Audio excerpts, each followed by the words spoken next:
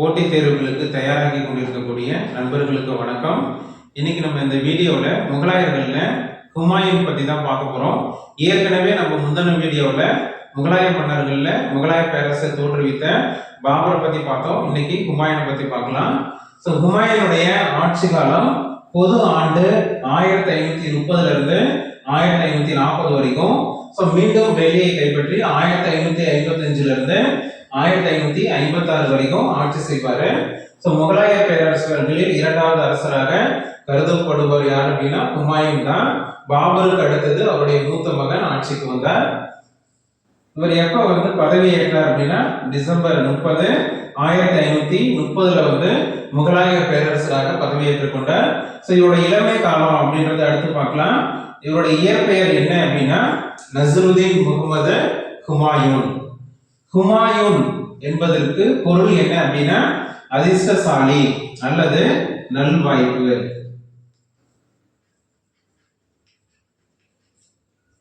ஹுமாயூன் என்பதனுடைய பொருள் என்ன அப்படின்னா அதிர்ஷ்டசாலி அல்லது நல்வாய்ப்பு என்று பொருள்படும். ஸோ இவர் எப்ப பிறந்தார் அப்படின்னா மார்ச் 6, 1508 காபூல்ல பிறந்தாரு. காபூல் இன்னைக்கு எங்க இருக்கு அப்படின்னா ஆப்கானிஸ்தான்ல இருக்கு. ஸோ இவருடைய தந்தை யார் அப்படின்னா பாபர். தாயினுடைய பெயர் என்ன அப்படின்னா மகம் பேகம். தந்தையோட பெயர் பாபர், தாயினுடைய பெயர் மகம் பேகம். ஸோ அடுத்தது இவருடைய சகோதரர்கள் அப்படின்னு பார்க்கும்போது ஃபர்ஸ்ட் கம்ரான், இரண்டாவது அஸ்கரி, மூணாவது கிண்டார். ஸோ தன்னுடைய தந்தையினுடைய வேண்டுகோளுக்கு இணங்க ஹுமாயூன் தன்னுடைய ஆட்சி பகுதிகளை தன்னுடைய சகோதரர்களுக்கு பிரிச்சு கொடுக்கிறாரு. ஃபர்ஸ்ட் கம்ரானுக்கு காபூல் மற்றும் காந்தகார் பகுதியை பிரிச்சு கொடுக்கிறாரு. அடுத்து இரண்டாவது அஸ்கரி சாம்பல்பூர் பகுதியை பிரிச்சு தராரு. அடுத்து மூணாவது கிண்டாலுக்கு ஆழ்வார் பகுதியை பிரிச்சு கொடுக்கிறாரு. ஸோ இந்த பகுதிகளினுடைய ஆளுநர்களாக தன்னுடைய சகோதரர்களை நியமிச்சாரு. ஸோ இதுல முக்கியமானது என்ன அப்படின்னா காபூல் மற்றும் காந்தகார் அப்படின்ற பகுதி ரொம்ப முக்கியத்துவம் வாய்ந்த பகுதியாக இருந்தது. என்ன காரணம் அப்படின்னா முகலாய படையில் படை வீரர்களை தேர்வு செய்யக்கூடிய பகுதிகளாக இருந்தது காபூல் மற்றும் காந்தகார் பகுதி. ஸோ இந்த பகுதியை என்ன பண்ணிடுறாரு தன்னோட சகோதரர்களுக்கு பிரிச்சு கொடுத்துறாரு. குறிப்பாக கம்ரானுக்கு பிரிச்சு கொடுத்துறாரு. ஸோ அடுத்தது இவர் 12 வயதா இருக்கும்போது 1520 பதக்சனினுடைய ஆளுநராக நியமிக்கப்பட்டார். தன்னுடைய 12வது வயதில் 1520 பதக்சனினுடைய ஆளுநராக நியமிக்கப்பட்டார். ஸோ அடுத்தது முதல் பானிபட்டு போர் 1526 ஏப்ரல் 21 அன்னைக்கு நடைபெற்றது. இந்த முதல் பானிபட்டு போர்ல தன்னுடைய தந்தை கூட இவரும் போரிடுறாரு. ஸோ அது மட்டும் இல்லாம ஆக்ராவை கைப்பற்றினார். ஸோ அடுத்தது கான்பா போர் 1527. ஸோ கான்பா போரிலும் தன்னுடைய தந்தைக்கு துணையாக போரிடுகிறார். கான்பா போரில் பாபர் வெற்றி பெற்றார். அடுத்தது ஹுமாயூன் உடல்நலம் சரியில்லாம ஆயிடுது. உடனே பாபர் என்ன பண்றாரு அப்படின்னா இறைவனிடம் வேண்டிக்கிறாரு. என்ன வேண்டிக்கிறாரு அப்படின்னா என்னோட உயிரை எடுத்துக்கிட்டு என்னுடைய மகனுடைய உயிரை காப்பாத்துங்க அப்படின்னு சொல்லிட்டு கடவுள்கிட்ட வேண்டிக்கிறாரு. ஸோ கொஞ்ச நாள்லயே ஹுமாயூன் என்ன ஆயிருக்குன்னா உடல் நலம் தேறிடுது. அதுக்கப்புறம் கொஞ்ச நாள்லயே பாபர் இறந்துருவாரு. 1530 பாபர் இறந்துருவாரு. ஸோ அடுத்தது பாபரினுடைய மூத்த மகனான ஹுமாயூன் ஆட்சிக்கு வராரு. அவர் எப்போ ஆட்சிக்கு வராரு அப்படின்னா 1530 டிசம்பர் 30 அன்னைக்கு ஆட்சி பொறுப்பை ஏற்றுக்கிறாரு. ஸோ அவர் ஆட்சி பொறுப்பு ஏற்ற உடனே போர்களை சந்திக்க வேண்டிய சூழ்நிலை இருக்கு. முதல் போர் என்ன அப்படின்னா கலிஞ்சர் கோட்டையின் மீது முற்றுகையிடுறாரு. எப்ப அப்படின்னா 1531. ஸோ இந்த கலிஞ்சர் முற்றுகை யாரிடையே நடைபெறுது அப்படின்னா ஹுமாயூன் மற்றும் பந்தேல்கண்டினுடைய அரசர், இவங்க 2 பேருக்கு இடையில தான் இந்த கலிஞ்சர் கோட்டை முற்றுகை நடைபெறுது. ஸோ கிட்டத்தட்ட 1 மாத கால முற்றுகைக்கு பிறகு பந்தேல்கண்ட அரசர் சரணடைஞ்சிடாரு. யாருக்கு சரணடைஞ்சிடாரு? ஹுமாயூன்கிட்ட சரணடைஞ்சிடாரு. தவிர போர் 1532 நடைபெற்றது. இது யாருக்கிடையே நடைபெற்றது அப்படின்னா ஹுமாயூனுக்கும் முகமது லோடிக்கும் இடையே நடைபெற்றது. இந்த முகமது லோடி யாரு அப்படின்னா பீகாரினுடைய ஆட்சியாளராக இருந்ததுதான் முகமது லோடி. இவர் ஒரு ஆப்கானியர். இந்த தௌரா போர்ல ஹுமாயூன் வந்து வெற்றி பெறுவாரு, முகமது லோடி வந்து தோற்கடிக்கப்பட்டார். அடுத்தது அதே ஆண்டுல 1532ல சூனார் கோட்டை வந்து முற்றுகை வந்து நடைபெறும். இது வந்து ஒரு முக்கியமான முற்றுகை. இந்த சூனார் அப்படின்றது என்ன அப்படின்னா பீகாரினுடைய நுழைவாயிலாக இருந்தது சூனார். இந்த கோட்டையை வந்து யார் வந்து கைப்பற்றிருப்பாங்க அப்படின்னா ஷெர்கான் வந்து கைப்பற்றுவாரு. பின்னால நம்ம அவரை வந்து ஷெர்ஷா அப்படின்னு வந்து பார்ப்போம். அவர்கிட்ட இருந்து ஹுமாயூன் வந்து இந்த சூனார் கோட்டையை மீட்கணும் அப்படின்றதுக்காக படையெடுத்துட்டு போய் சூனாரை வந்து முற்றுகையிடுவாரு. எவ்வளவு நாள் அப்படின்னா கிட்டத்தட்ட ஒரு 3 மாத காலம் வந்து அந்த சூனார் கோட்டையை வந்து முற்றுகையிடுவாரு. அப்புறம் ஷெர்கான் வந்து என்ன பண்ணிடுவாருன்னா ஹுமாயூன்கிட்ட ஒரு சமரச உடன்படிக்கை வந்து செஞ்சுக்குவார். நான் உங்களுக்கு வந்து அடிபணிஞ்சிருக்கேன், உங்களுக்கு வந்து கப்பம் கட்டுறேன் அப்படின்னு சொல்லிட்டு ஒத்துக்குவாரு. இதனால என்ன பண்ணுன்னா ஹுமாயூன் வந்து அவருடைய அந்த பகுதியை கொடுத்துட்டு திரும்ப ஆக்ராவுக்கு வந்துடுவார். 1532ல சோனார் கோட்டையினுடைய முற்றுகையினுடைய விளைவாக வெற்றி நினைவாக ஹுமாயூன் வந்து டெல்லிக்கு பக்கத்துல தீன்பானா அப்படின்ற ஒரு புதிய நகரத்தை வந்து உருவாக்குவாரு. எப்ப அப்படின்னா 1533ல வந்து உருவாக்குவாரு.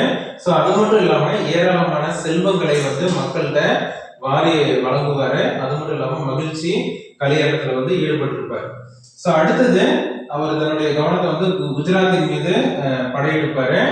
எப்ப அப்படின்னா 1535-36 காலகட்டத்துல. ஏன் அப்படின்னா குஜராத்தினுடைய மன்னராக இருந்தது யார் அப்படின்னா பகதூர் ஷா. இந்த பகதூர் ஷா என்ன பண்ணுவாருன்னா ஹுமாயூனுடைய எதிரிகளுக்கு வந்து அடைக்கலம் கொடுத்திருப்பார். குறிப்பாக ஆப்கானியர்களுக்கு அடைக்கலம் கொடுத்தவர் யார் அப்படின்னா பகதூர் ஷா. அப்ப குஜராத்தின் மீது படையெடுத்து பகதூர் ஷாவை தோற்கடிச்சு குஜராத்தை வந்து தன்னுடைய முகலாய பேரரசோட இணைச்சிட்டோம் அப்படின்னு ஹுமாயூன் வந்து நினைப்பாரு. அதே மாதிரி பகதூர் ஷா மீது படையெடுப்பாரு. இந்த காலகட்டத்துல சித்தூர் கோட்டையை வந்து பகதூர் ஷா வந்து முற்றுகையிட்டு இருப்பாரு. இப்ப என்ன பண்ணுவாங்க அப்படின்னா சித்தூரினுடைய ராணியான கருணாவதி வந்து ஹுமாயூன்கிட்ட வந்து உதவி கேட்பாங்க. அதாவது ஹுமாயூனை வந்து சகோதரராக ஏத்துக்கிறேன், அது மட்டும் இல்லாம நாங்க படையை உங்களுக்கு வந்து அனுப்பி வைக்கிறோம் அப்படின்னு வந்து சொல்லுவாங்க. ஆனா அதை ஹுமாயூன் வந்து பொருட்படுத்தாம கண்டுக்க மாட்டாரு. அதுக்கப்புறம் குஜராத்தின் மீது படையெடுப்பாரு. இந்த குஜராத் படையெடுப்பினுடைய விளைவாக ஹுமாயூன் வந்து வெற்றி பெற்றார். பகதூர் ஷா வந்து தப்பிச்சு எங்க போயிடுவார் அப்படின்னா போர்ச்சுகீசிய பகுதியான டையூ அப்படின்ற இடத்துக்கு வந்து போயிடுவார். இந்த டையூ அப்படின்றது என்ன அப்படின்னா போர்ச்சுகீசியர்களுடைய வணிக மையமாக இருந்ததுதான் இந்த டையூ. அப்ப இங்க தப்பிச்சு போயிடுவாரு. தப்பிச்சு போயிட்டு போர்ச்சுகீசியர்கிட்ட உதவி கேட்பாரு. அவங்களும் வந்து உதவி செய்வாங்க. இந்த காலகட்டத்துல ஹுமாயூனும் அவருடைய சகோதரரான அஸ்காரியா என்ன பண்ணிடுவாங்க அப்படின்னா அவங்க குஜராத்ல கிட்டத்தட்ட ஒரு 3 மாத காலம் ஒரு மகிழ்ச்சி சந்தோஷத்துல அதை வந்து கொண்டாடிக்கிட்டு திரும்ப ஹுமாயூன் என்ன பண்ணிடுவாருன்னா ஆக்ராவுக்கு திரும்பிடுவாரு. இந்த வாய்ப்பை பயன்படுத்தி பகதூர் ஷா போர்ச்சுகீசியர்களுடைய உதவியோட மீண்டும் குஜராத்தின் மீது படையெடுத்து அஸ்காரியை வந்து அங்கிருந்து விரட்டிட்டு குஜராத்தை வந்து கைப்பற்றிக்குவார். அடுத்தது சௌசா போர் 1539 ஜூன் 26 அன்னைக்கு நடைபெறும். இந்த சௌசா அப்படிங்கிறது என்ன அப்படின்னா கங்கை நதியை ஒட்டி இருக்கக்கூடிய ஒரு பகுதி தான் இந்த சௌசா பகுதி. இப்ப என்னன்னா ஹுமாயூன் வந்து ஷெர்கானின் மீது படையெடுப்பார். ஷெர்கானுடைய பகுதி என்ன அப்படின்னா பீகார் மற்றும் வங்காள பகுதியினுடைய ஆட்சியாளராக இருந்தவர் தான் இந்த ஷெர்கானு. அவர் மீது வந்து படையெடுப்பாரு.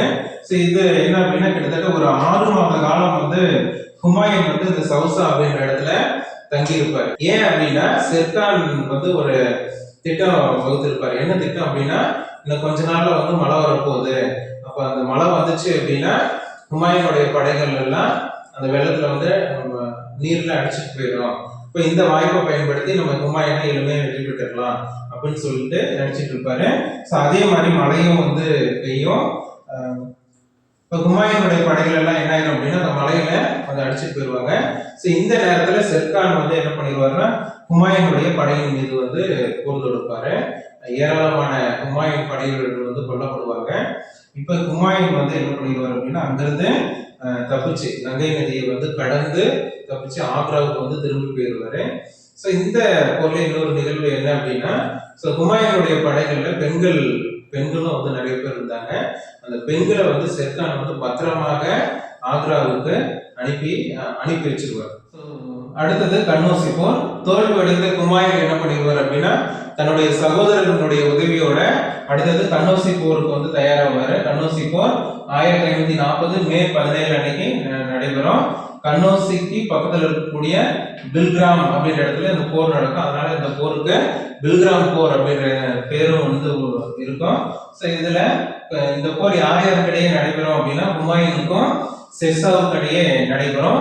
ஸோ இந்த போர்லயும் வந்து யார் வெற்றி பெறுவாங்க அப்படின்னா, ஷெர்ஷா தான் வந்து வெற்றி பெறுவார். ஹுமாயூன் வந்து தோற்கடிக்கப்பட்டு இப்ப வந்து நாடு இழந்த மன்னராக ஆக்ரா போயிடுவாரு. ஆக்ராவில இருந்து லாகூர் போய் லாகூர்ல இருந்து சிந்து மாகாணத்துக்கு வந்து அங்க வந்து போயிடுவார். கிட்டத்தட்ட ஒரு 15 ஆண்டு காலம் வந்து முகலாய மன்னர் வந்து ஒரு நாடோடியாக வாழ வேண்டிய ஒரு சூழ்நிலை வந்து ஏற்படும். ஸோ அந்த காலகட்டத்தில் 1541 காலகட்டத்தில் தான் ஹமிதா பானு பேகம் என்ற பெண்ணை வந்து திருமணம் செஞ்சுக்குவார். ஹமிதா பானு பேகம் 1541. ஸோ அடுத்தது 1542 அக்பர் வந்து பிறப்பார். எங்க அப்படின்னா அமர்கோட் அப்படின்ற இடத்துல 1542 அக்டோபர் 15 அன்னைக்கு அக்பர் வந்து பிறந்தார். ஸோ இந்த அக்பர் பிறப்பை வந்து ஹுமாயூன் வந்து ஒரு எளிமையான ஒரு விழாவாக தான் கொண்டாடுவாரு. ஸோ அடுத்து பாரசீக மன்னர் சபாவின் வம்சத்தினுடைய ஆட்சியாளரான சா தாமஸ் போயிட்டு ஹுமாயூன் உதவி கேட்பாரு. அவரும் வந்து உதவி செய்யறேன் அப்படின்னு சொல்லிடுவாரு. கிட்டத்தட்ட ஒரு 12,000 படை வீரர்களோட ஹுமாயூன் மீண்டும் என்ன பண்ணிடுவார் அப்படின்னா, பஞ்சாபின் மீது படையெடுப்பாரு. அந்த பஞ்சாபின் மீது படையெடுத்து குறிப்பாக வந்து சிர்கந்த் அப்படின்ற இடத்துல வந்து இந்த போர் நடக்கும். 1555 ஜூன் 22 அன்னைக்கு அந்த போர் வந்து நடக்கும். ஸோ இந்த போர் யாருக்கிடையே நடக்கும் அப்படின்னா, ஹுமாயூனுக்கும் சிக்கந்தர் சூர் வம்சத்தினுடைய கடைசி ஆட்சியாளரான சிக்கந்தர் சூருக்கும் ஹுமாயூனுக்கும் தான் இந்த போர் நடக்கும். இந்த போர்ல சிக்கந்தர் சூர் வந்து தோற்கடிக்கப்படுவாரு. ஹுமாயூன் வந்து வெற்றி பெறுவாரு. மீண்டும் தன்னுடைய படையை வந்து வழிநடத்திட்டு வந்து டெல்லியை கைப்பற்றி மீண்டும் முகலாய பேரரசராக பதவியேற்றுக் கொள்வார் 1555. 1555 டெல்லியை கைப்பற்றிய ஹுமாயூன் மீண்டும் முகலாய மன்னராக பதவியேற்றுக் கொண்டார். செர்மண்டல் என்ற நூலக படிக்கட்டில் இருந்து தவறி விழுந்து 1556 ஜனவரி 24 அன்னைக்கு இறந்தார். இவருடைய இறப்பை பற்றி ஸ்டான்லி லேண்ட்பூல் என்ற வரலாற்று ஆசிரியர் என்ன சொல்றாரு அப்படின்னா, வாழ்க்கை முழுவதும் தவறிய ஹுமாயூன் வாழ்க்கையை விட்டு தவறி விழுந்து இறந்தார் அப்படின்ற செய்தியை வந்து குறிப்பிடுறாரு. அடுத்தது ஹுமாயூன் காலத்தில் கட்டப்பட்ட கட்டிடங்கள்ல ஃபர்ஸ்ட் தீம்பானா அப்படின்ற கட்டிடம் எங்க இருக்கு அப்படின்னா டெல்லியில இருக்கு. 1533 கட்டப்பட்டது. சூனார் கோட்டையினுடைய முற்றுகையினுடைய விளைவாக கட்டப்பட்டது. அடுத்தது பதேகாவா அப்படின்ற மசூதி எங்க கட்டினார் அப்படின்னா பஞ்சாப்ல வந்து கட்டியிருக்காரு. அடுத்தது ஆக்ரா மசூதி எங்க கட்டப்பட்டது அப்படின்னா ஆக்ராவில் கட்டப்பட்டது. அடுத்தது முக்கியமானது ஹுமாயூனுடைய கல்லறை எங்க இருக்கு அப்படின்னா டெல்லியில இருக்கு. ஹுமாயூன் கல்லறை டெல்லி. வந்து முகலாய காலத்தில் கட்டப்பட்ட மிகச்சிறந்த ஒரு கட்டிடமாக கருதப்படுகிறது. 1993 யுனெஸ்கோவினுடைய பாரம்பரிய சின்னமாக அறிவிக்கப்பட்டது. அது மட்டும் இல்லாம தாஜ்மஹாலினுடைய முன்னோடி என்று அழைக்கப்படுவது எது அப்படின்னா ஹுமாயூன் கல்லறை தான் தாஜ்மஹாலின் முன்னோடி என்று அழைக்கப்படுகிறது. அடுத்து பாரசீக ஓவியர்கள் 2 பேரை வந்து பாரசீகத்திலிருந்து அழைச்சிட்டு வந்தாரு. அதுல ஒருத்தர் யார் அப்படின்னா மீர் சையது அலி, அடுத்தது அப்துல் சமது அப்படின்ற 2 மிகச்சிறந்த பாரசீக ஓவியர்களை இந்தியாவுக்கு வந்து அழைச்சிட்டு வந்தாரு. இதுல மீர் சையது அலி அப்படின்றவர் கிழக்கின் ரஃபேல் என்று அழைக்கப்படுகிறார். இவங்க 2 பேரும் அக்பரினுடைய காலத்தில் புகழ்பெற்ற ஓவியர்களாக திகழ்ந்தனர். அடுத்தது ஹுமாயூன் ஆட்சி காலத்தில் எழுதப்பட்ட நூல்கள். ஒண்ணு ஹுமாயூன் நாமா. அந்த நூலை எழுதினது யாரு அப்படின்னா குல்பதன் பேகம். இந்த குல்பதன் பேகம் யாரு அப்படின்னா பாபரினுடைய மகள், ஹுமாயூனுடைய சகோதரி, அக்பரினுடைய அத்தை. அக்பரினுடைய வேண்டுகோளுக்கு இணங்க ஹுமாயூனுடைய வாழ்க்கை வரலாற்றை ஹுமாயூன் நாமா என்ற நூலாக வந்து எழுதியிருக்காங்க. அடுத்தது குல்பதன் பேகத்தை பத்தி சிறப்புகள் சொல்லணும் அப்படின்னா ஹெஜ் பயணம் மேற்கொண்ட முதல் முகலாய பெண் என்ற சிறப்புக்குரியவங்க யார் அப்படின்னா குல்பதன் பேகம். 3 முகலாய மன்னர்களின் காலத்தில் வாழ்ந்தவர் அப்படின்ற பெருமைக்குரியவர் யார் அப்படின்னா அதுவும் குல்பதன் பேகம் தான். பாபருடைய ஆட்சி காலம், அடுத்து ஹுமாயூனுக்கு அடுத்து அக்பருடைய ஆட்சி காலத்திலையும் அவங்க வாழ்ந்திருக்காங்க. அடுத்தது முதல் மற்றும் ஒரே முகலாய பெண் வரலாற்று ஆசிரியர் என்ற பெருமைக்கும் உரியவங்க யார் அப்படின்னா குல்பதன் பேகம் தான். ஏன் அப்படின்னா இவங்க தான் ஹுமாயூன் நாமா அப்படின்ற நூலை வந்து எழுதியிருக்காங்க. அடுத்தது அல்பதோனி எழுதின முன்கபூத் தவாரிக் அப்படின்ற நூல் ஹுமாயூனுடைய ஆட்சியை பத்தி, அவருடைய பண்புகளை பத்தி சொல்லுது. இதுவரைக்கும் நம்ம ஹுமாயூனை பத்தி பார்த்தோம். அடுத்த வீடியோல ஹுமாயூனுடைய மகனான அக்பரை பத்தி பார்க்கலாம்.